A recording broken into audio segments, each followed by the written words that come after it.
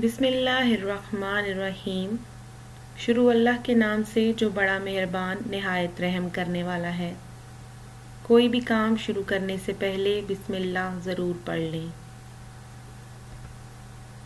अपने सबक का बाकायदा आगाज़ करने से पहले हम आज की अच्छी बात करेंगे। अपने छोटे बहन भाइयों से प्यार करें, कामकाज में उनकी मदद करें, पढ़ाई में उनकी मदद करें, खेल कूद में उनके साथ शामिल हों, उनके साथ लड़ाई झगड़ा मत करें।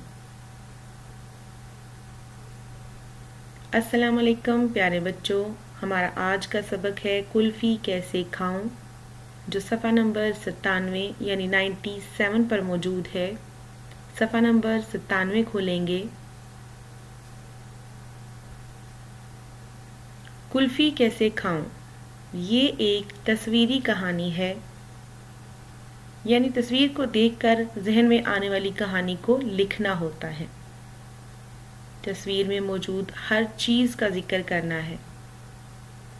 यहाँ पर हमें दो तस्वीरें दी गई हैं, सफ़ा नंबर 97 और 98 पर। हम उसके मुताबिक अपनी कहानी लिखेंगे। चूँकि सबक नहीं दिया गया इसलिए हम फ़र्ज़ी नाम रखेंगे और दोनों तस्वीरों को गौर से देखेंगे, उसके मुताबिक हम अपनी कहानी को मुकम्मल करेंगे। तो आइए हम अपनी कहानी को शुरू करते हैं। एक दिन अहमद का दिल चाहा कि वो कुल्फ़ी खाए। यहाँ पर आप देखें कि तस्वीरों को नंबर दिए गए हैं। सबसे पहले हम पहली तस्वीर को देखें तो वहाँ अहमद सोच रहा है कि वो कुल्फ़ी खाए। दूसरी तस्वीर में वो सोचता है कि पैसे कहाँ से लाऊं। तीसरी तस्वीर में वो जाकर अपना बटवा देखता है, लेकिन वो तो खाली है। अब हम इसको किस तरह से लिखेंगे? एक दिन अहमद का दिल चाहा कि वो कुल्फ़ी खाए, लेकिन जब उसने अपना बटवा खाली देखा तो वो उदास हो गया कि अब मैं क्या करूं।